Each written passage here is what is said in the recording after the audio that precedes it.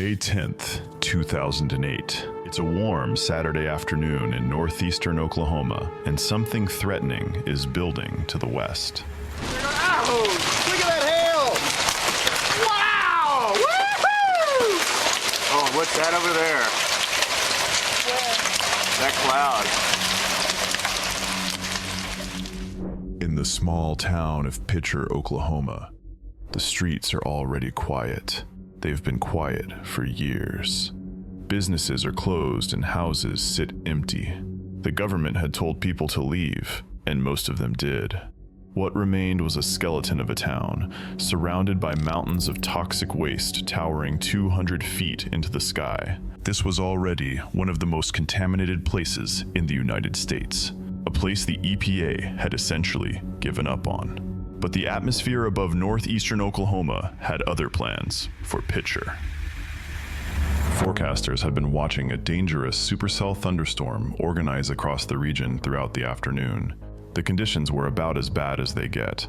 High instability, powerful wind shear, and a storm that was moving fast and getting stronger by the minute. So what made this particular tornado so different from any other? Well, what was sitting directly in its path was unlike anything a tornado had torn through before. Not a city, not a suburb, a federal toxic waste site. Decades of poisonous mining debris piled up across every corner of the town, and in just minutes, an EF4 tornado was about to tear through all of it. What happened next had never happened before in recorded history. There's a tornado right there. Right there. You look at that, and then you get that. But the tornado wasn't the beginning of Picher's disaster. In fact, the town had been dying for decades. In 1913, lead and zinc were discovered on land belonging to hairy crawfish, a member of the Quapaw tribe in far northeastern Oklahoma. Within a decade, a boomtown had erupted around the find.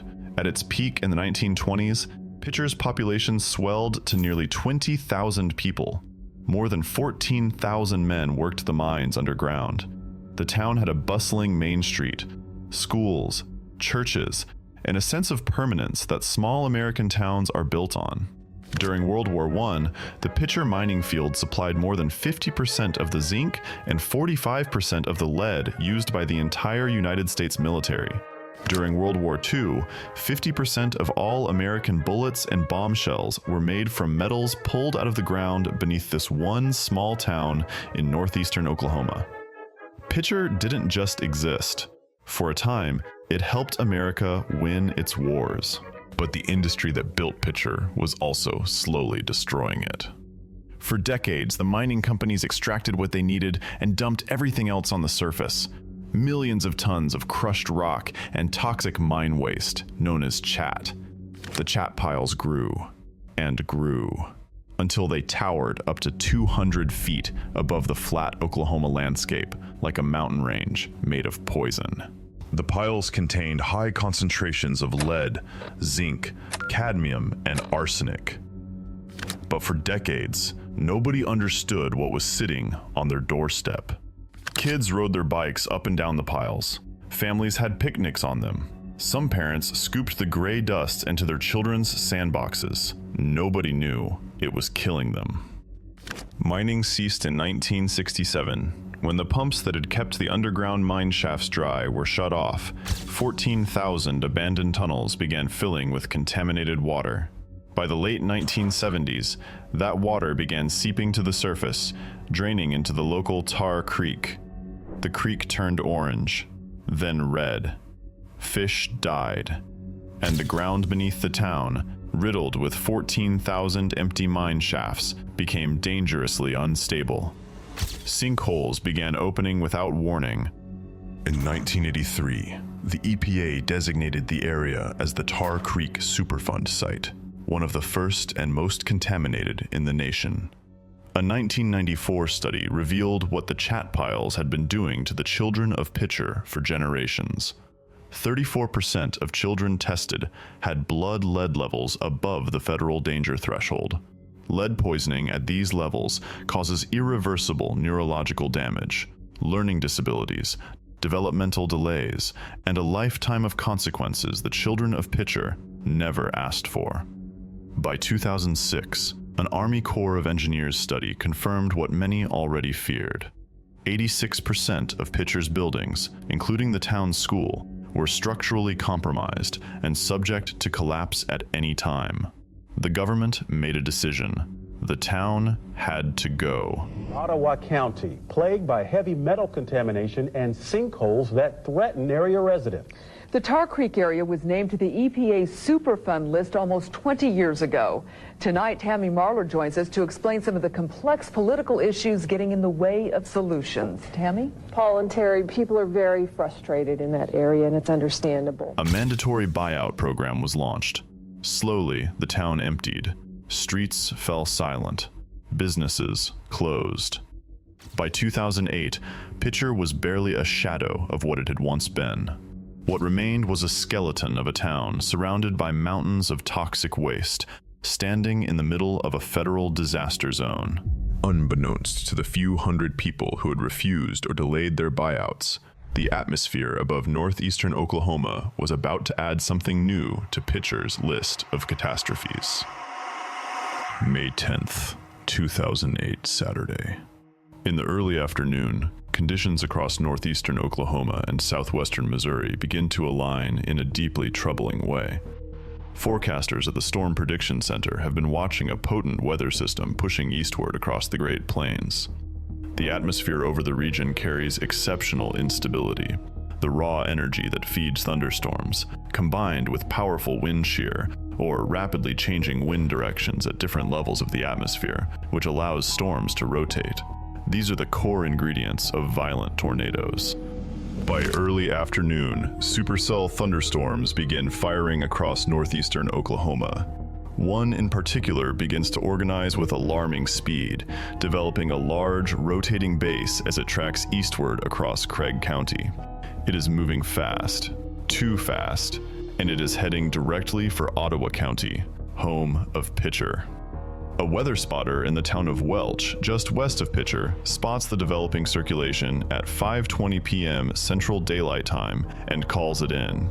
Tornado sirens begin to wail across Picher. The warning gives residents exactly 19 minutes. 19 minutes may sound like a lot of time. It isn't. At 5:39 p.m. Central Daylight Time, the tornado touches down south of the Kansas-Oklahoma border and immediately begins to intensify. It tracks rapidly eastward, widening and strengthening with every mile. By the time it reaches the outskirts of Picher, it has become a large, violent EF4 wedge tornado, a monster with winds estimated between 166 and 200 miles per hour. It arrives exactly when the sirens said it would. The tornado cuts a catastrophic path through 20 city blocks of Picher. In a town already reduced to empty streets and condemned homes, the destruction is still incomprehensible. Over 200 homes and structures are destroyed or severely damaged, many swept completely off their foundations. Cars are thrown across roads. Buildings that had stood for nearly a century are reduced to splintered wood and twisted metal in seconds. What little was left of Picher is now gone. But this tornado carries something no other tornado in recorded history has carried through an American town. As the EF4 winds tear through the chat piles surrounding the city, they pulverize the toxic mining waste and launch it into the air.